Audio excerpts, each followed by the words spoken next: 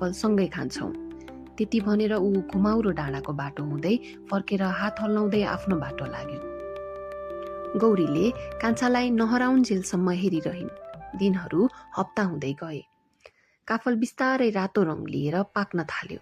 गौरीले पहिलो पाकेको काफल टिपेर टोकरामा राखिन्। हरेक बिहान उनी रुखमा चढेर सबैभन्दा पाकेका फलहरू टिप्दै र फुसफुसाउँदै भन्थिन्, कान्छाले बाचा गरेको छ, ऊ आउँछ।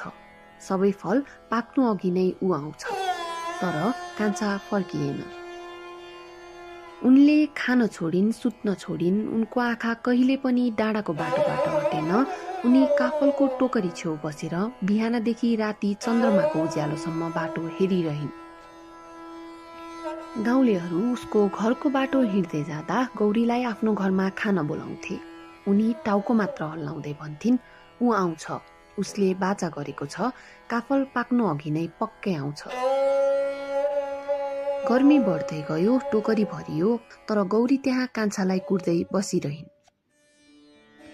एक बिहान गौरी आफ्नो भाइको पर्खाइमा घरको एक कुनामा आँखा चिम्लिएर यो संसारबाट बिदा भइन्।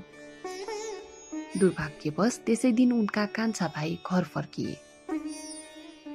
हातमा चामल र सानो नुनको पोको थियो।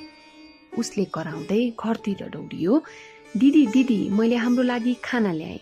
हेर्नु त, काफल अझै काँचो छन् कि? तर वरिपरि केवल मौनता थियो। जब उसले गौरीलाई काफलको टोकरीको छेउ ढलेको अवस्थामा भेट्यो, कान्छा भुइँमा लड्न पुग्यो।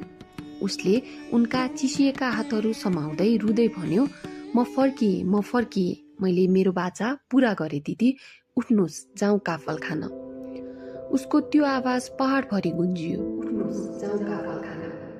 त्यो रात जङ्गलभरि एक शीतल हावा चल्यो र काफलको रुखबाट रातो आँखा र दुखी स्वर भएको एउटा सानो चराले गीत गाउन थाल्यो।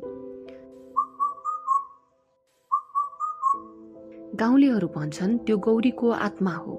उनको माया यति धेरै गहिरो थियो कि उनको स्वरबाट कान्छाले गरेको बाचा बारम्बार काफल पाक्यो भन्दै दोहोर्याउँदै गाउन थालियो।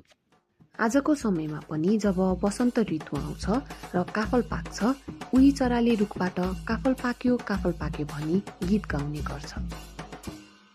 यो केवल एक गीत होइन,